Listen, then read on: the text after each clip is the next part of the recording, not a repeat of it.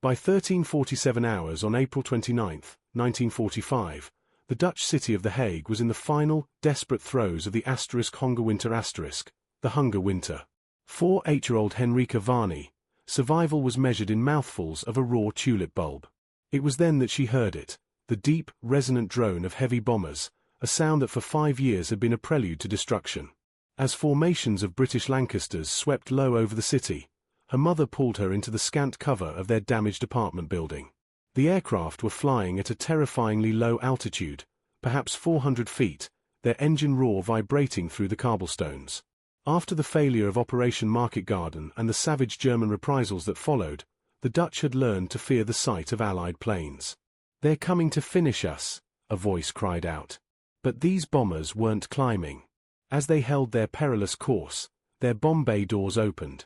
Instead of high explosives, a cascade of canvas sacks tumbled into the sky, their parachutes snapping open against the clouds. One container burst on impact just 30 meters from Henrika, scattering its contents. Loaves of bread, tins of meat, and a single bar of chocolate rolled across the street. For 3 seconds, her mother stared in disbelief before a wave of comprehension broke through her shock, and she ran toward the food, a sound of weeping and laughter escaping her. All around them, skeletal figures emerged from cellars and ruins, a tide of humanity rushing toward the manna falling from heaven. Henrika retrieved the chocolate, her hands trembling. The wrapper was unmistakably British, a relic from a world she hadn't known since 1942. Gazing up at the Lancaster passing overhead, she waved with all her strength. Inside the cockpit, Flight Lieutenant James Wilson saw the small figures waving from the ravaged streets below, and felt the professional detachment he had cultivated over 4 years of war begin to crumble. For a bomber crew that had flown hundreds of missions, this one was profoundly different. The payload was not explosives destined for industrial targets or enemy positions, but food, meant to save the very civilians who had once been allies. This mission of salvation was a response to the Dutch Hongerwinter of 1944–45, a man-made famine imposed by German occupation forces. The crisis was a direct consequence of the catastrophic failure of Operation Manna in September 1944. The Allied gambit to seize bridges across the Rhine and strike into Germany's industrial heartland had collapsed, leaving the southern Netherlands liberated but the northern provinces still under German control. As a punitive measure for Dutch resistance and cooperation with the Allies, German authorities enacted a policy of deliberate mass starvation. They systematically choked the nation's lifelines, shutting down rail transport and blocking canals, cutting off densely populated cities from the agricultural regions. The winter of 1944–45, exceptionally harsh, became a cruel accomplice. Frozen rivers and impassable roads tightened the stranglehold, while the infrastructure of urban life disintegrated. With fuel depleted, families burned furniture, books, and even floorboards from their own homes for warmth. Electricity and water systems failed. In the face of this collapse, the Dutch people resorted to desperate measures. The nation's famous tulip bulbs were dug up and boiled, a bitter substitute for food. Leather was simmered into soup. Perilous treks into the countryside to trade valuables for scraps of food were often fruitless. By April 1945, the situation had become a humanitarian disaster, with starvation claiming over 200 lives each day in Amsterdam alone. In the grip of the Hongerwinter, medical professionals were rendered powerless. They could only watch as diseases, easily treatable under normal conditions, became death sentences when combined with severe malnutrition. The scale of the tragedy was overwhelming. Morgues overflowed, and the dignity of individual funerals gave way to the grim necessity of mass graves. The only viable solution was a paradox of war, negotiating with the very enemy forces still occupying the territory. The British proposed a daring humanitarian intervention, codenamed Operation Manna. RAF bombers, instruments of destruction, would be repurposed for mercy, flying at extremely low altitudes to ensure the accuracy of their food drops and signal their peaceful intent. The risks were staggering. German anti-aircraft batteries remained operational, and a single flak commander's decision to open fire could transform the mission into a massacre of crews flying too low and slow to evade. Securing German cooperation required complex discussions through neutral intermediaries, including Swedish Red Cross representatives, Swiss diplomats, and underground resistance networks. The terms were clear: RAF bombers would fly specified routes at specified times, and any attack would be prosecuted as a war crime after Germany's inevitable surrender. Facing defeat and perhaps wary of their post-war treatment, the German military authorities agreed, a decision born of pragmatism, and perhaps a flicker of humanity that had survived the occupation. Still, the agreement was fragile. In their briefings, RAF crews were warned they would be flying at just 400 feet, an altitude where ground fire would be devastating. They would be relying entirely on the word of an enemy, a promise that might not reach every unit, a promise that any individual commander could choose to break. When squadron commanders concluded the briefing with a call for volunteers for this dangerous mission, they expected perhaps half their crews would accept. Instead, to their astonishment, nearly every man stepped forward. After 4 years of war, the opportunity to drop food was irresistible. For these battle-hardened airmen who had flown countless combat missions and witnessed the deaths of friends, the chance to save rather than destroy represented a profound shift in purpose. It was a mission to prove that their fight had meaning beyond violence, that victory included mercy, and that they were more than mere instruments of destruction. This new purpose demanded a complete operational metamorphosis. The mighty Lancaster bombers had to be transformed from weapons of war into a humanitarian relief force. Ground crews worked to modify the bomb racks, re-engineering them to carry food packages instead of explosives. Each aircraft was loaded with 3 to 5 tons of life-sustaining supplies, flour double-bagged to prevent bursting, bread baked harder than normal to resist crushing, canned meats, chocolate, and medical kits. The routes were also planned with a precision unheard of for bombing operations. Forsaking high-altitude approaches, the aircraft would fly at a perilously low 400 feet, following exact paths over designated drop zones, parks and open fields, where Dutch civilians could safely recover the precious cargo. For the veteran aircrews, the briefings for Operation Manna were unlike any they had ever experienced. The mission demanded flight along precise routes at a perilously low altitude, leaving no margin for error. They would be slow, and so low that a single machine gun could prove fatal. Their survival depended entirely on a fragile truce, the hope that German forces below would hold their fire as agreed. Should fighting resume, they would be utterly defenseless. Flight Lieutenant Wilson, a veteran of 47 bombing missions, later recalled it as the most anxious briefing of his career. He articulated the profound psychological shift. At 20,000 feet, height and speed offered a sense of protection. At 400 feet, flying straight and level over enemy positions, they were exposed targets. Yet, the alternative, passively watching Dutch civilians starve, was an unacceptable moral calculus. On April 29, 1945, the first wave launched from RAF Mildenhall and other bases in eastern England. After crossing the North Sea at a standard altitude, the heavy bombers descended as they neared the Dutch coast, leveling out at just 400 feet, so low that civilians on the ground could see the faces of the crewmen. This was a mission that repurposed the deadly skills of war for a humanitarian purpose. Bomb aimers, trained to calculate trajectories for high explosives, now plotted drop points for sacks of food. Pilots who had navigated through flak and fighters now held their aircraft steady over occupied cities, their eyes scanning for any sign of aggression. Gunners, accustomed to defending their bombers, could only watch the ground positions nervously, knowing their weapons were useless if the truce was broken. At 1,345 hours over the Hague, the first packages fell. Instead of the violent explosions the crews were accustomed to, there was only the gentle blossoming of parachutes, as canvas and nylon bundles drifted down toward the streets and parks. For the starving Dutch families below, who ran from their homes to gather the life-saving cargo, it was a sight akin to manna from heaven. On the ground, the response was an outpouring of raw emotion. Civilians wept with relief and disbelief, some falling to their knees while others unfurled Dutch flags, treasured emblems hidden throughout the years of occupation. Children spelled out "thank you" in giant letters with bedsheets, a message aimed at the skies. High above, inside the bombers, the emotional impact was just as profound.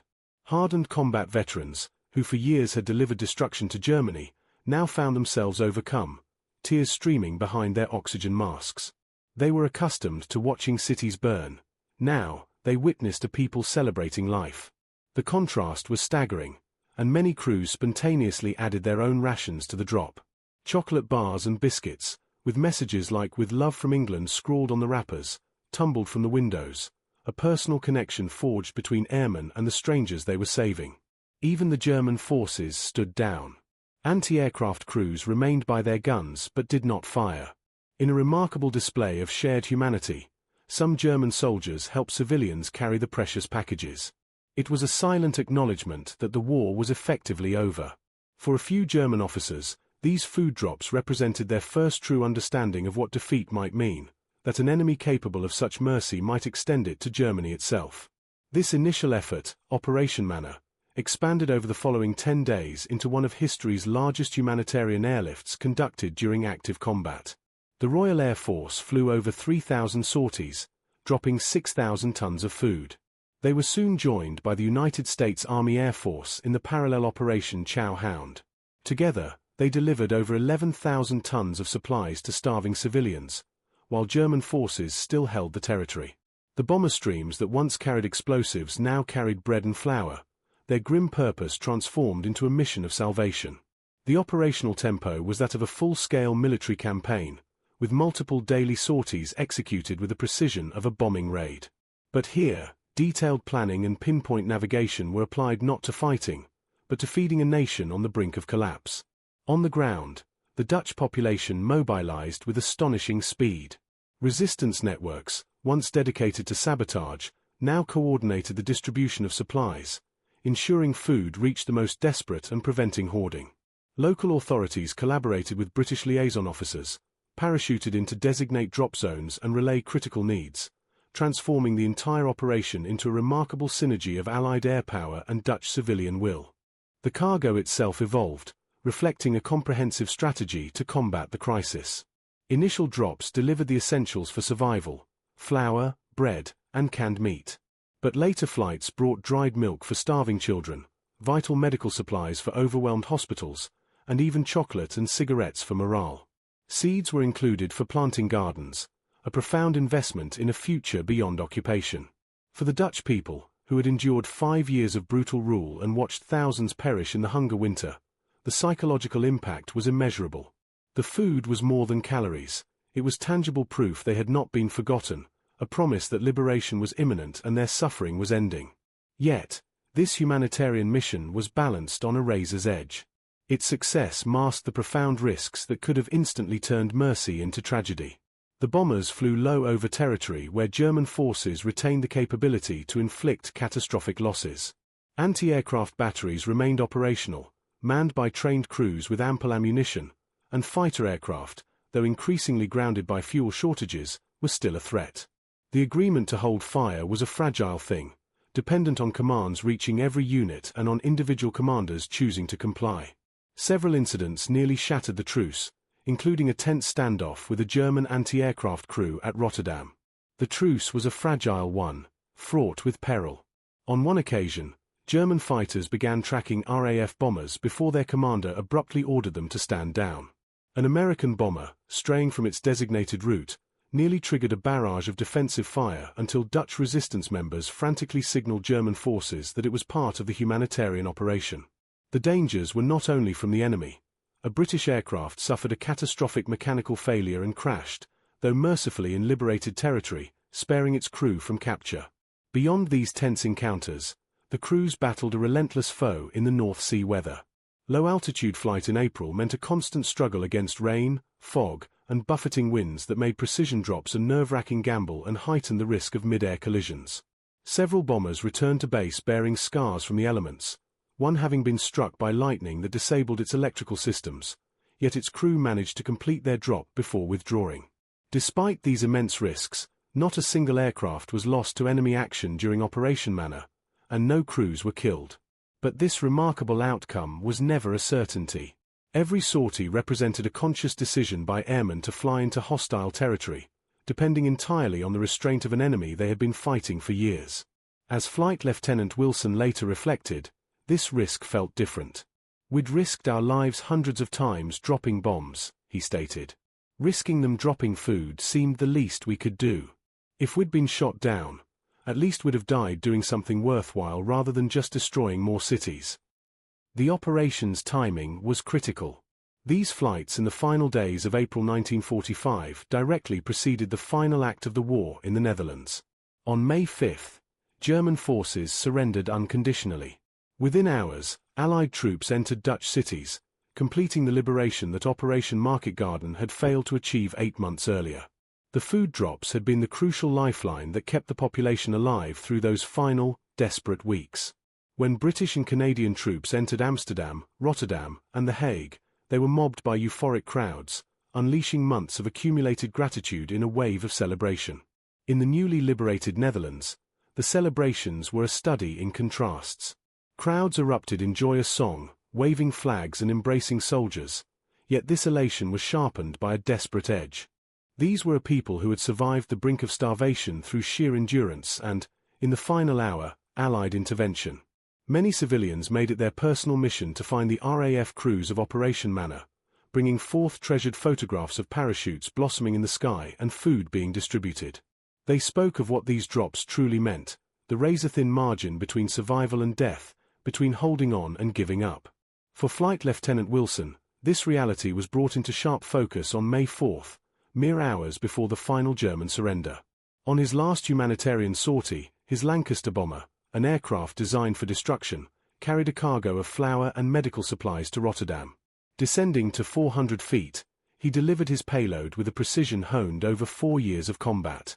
Below, he did not see the chaos of a bombing run, but Dutch civilians gathering the packages, waving flags, and spelling out messages of gratitude with bedsheets. After years of witnessing burning cities, exploding aircraft, and the loss of friends, after delivering thousands of tons of explosives himself, this single act of preservation felt like the ultimate justification for the entire war. As his bomb aimer reported the packages successfully deployed, Wilson banked his Lancaster towards England. This was not just about defeating an enemy, it was a powerful demonstration that Allied victory could bring mercy, that immense power could be used to preserve life. Operation Manna was more than a relief mission. It was a profound affirmation of the very civilization they had been fighting to protect. As a grey dawn broke over the Netherlands, it revealed cities where Dutch families were eating British bread, children were drinking British milk, and hospitals were treating the sick with British medical supplies. This was the immediate, tangible result of Operation Manna, an unprecedented humanitarian gamble. British pilots had knowingly risked their lives, flying dangerously low over enemy-controlled territory, their survival dependent on the restraint of forces who could have easily destroyed them. They did this because the moral imperative to act against mass starvation was overwhelming, and because they were fighting for principles that included mercy. The bombers that had for years symbolized destruction had become instruments of preservation. The crews that had delivered death to Germany now delivered life to the Netherlands. As one pilot, Wilson, crossed back over the English coast at sunrise, his aircraft was empty, its life-saving cargo delivered. The mission was complete, but the experience would remain with him, and with all involved, for a lifetime. Operation Manna was profound proof that even in the final, brutal days of total war, humanity could endure. It affirmed that Allied forces fought not merely against an evil, but for a more compassionate world.